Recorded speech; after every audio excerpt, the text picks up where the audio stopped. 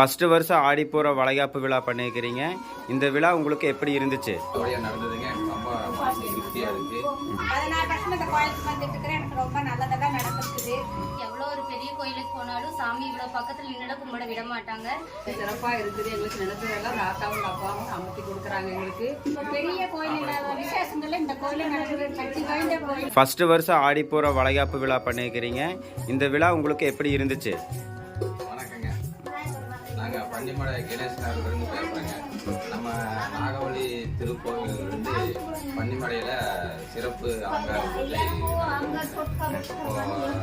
ஆடிப்புற வளைகாப்பு நல்லபடியாக சிறப்பு முறையாக நடந்ததுங்க. நாங்கள் எங்கள் குடும்பத்தார் எல்லோரும் வந்து நல்லபடியாக நல்ல வளைகாப்பு நாங்களும் பண்ணணும்.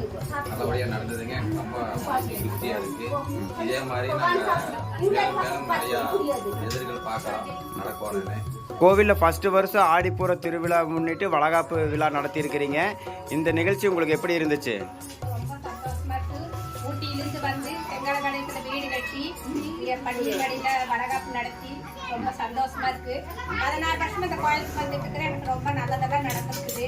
இனிமே நடக்கு. எனக்கு எல்லாமே நல்லதுதான். கருப்பரா இருந்து நாகவழியுமே சந்தோஷமா எல்லாம் பண்ணி கொடுத்துருக்குறாங்க. ரொம்ப நன்றி.